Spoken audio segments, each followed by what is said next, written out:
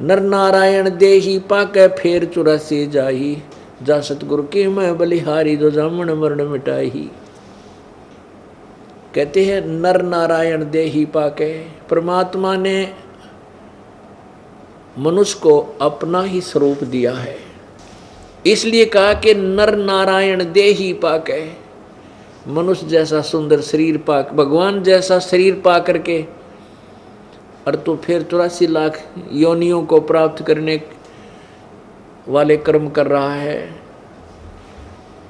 अब पुण्यात्माओं, कितने पशु पक्षी प्राणी आप देखते हो, और आप मनुष्य अपनी दिनचर्या देखो और उनकी दिनचर्या देखो। एक कुत्ता,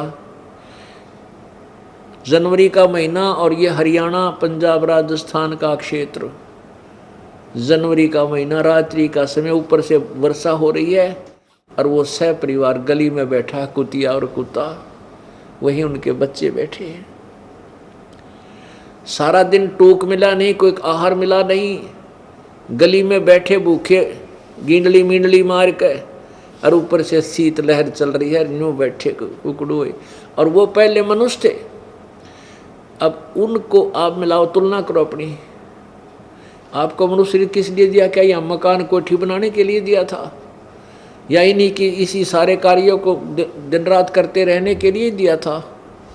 नहीं, आपसे ज़्यादा प्रयत्न पेट के लिए चींटी करती है। चींटी चींटी सारा दिन इधर से उधर, इधर से उधर, एक पल भी नहीं रुकती एक कण के लिए।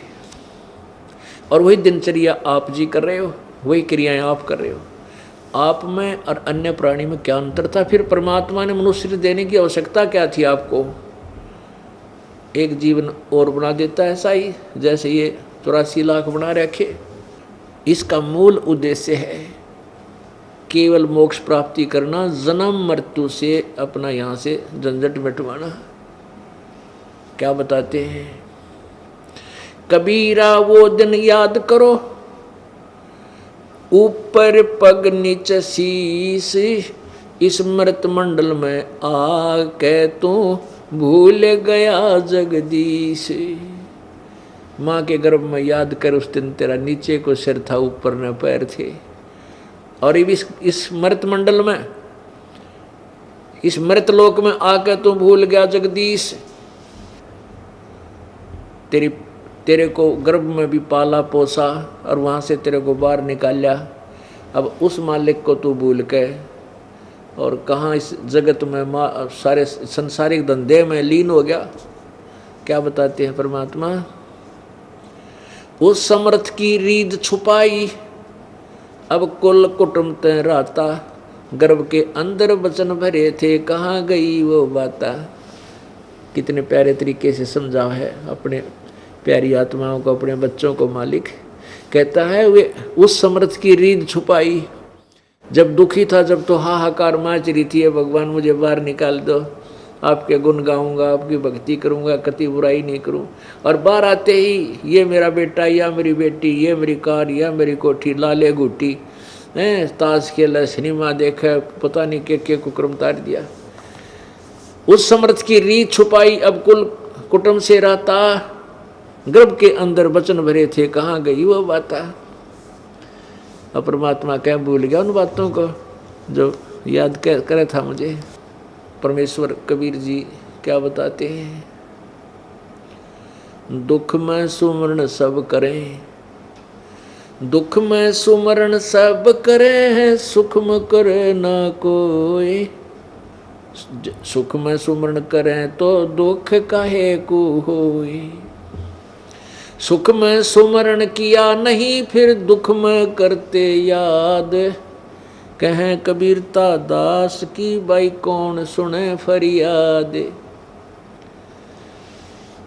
जब ये प्राणी सुखी होता है, जिस सुख को ये सुख मान बैठा है, फिर तो घूटी सूटी लगाता है, भगवान को कभी याद नहीं करता है। और जब इसके ऊपर आपत्ति आती है, फिर परमात्मा की तरफ चलते हैं। तो परमात्मा कहते हैं कि दुख में सुमरण समरण सब करें, सुख में करे ना को।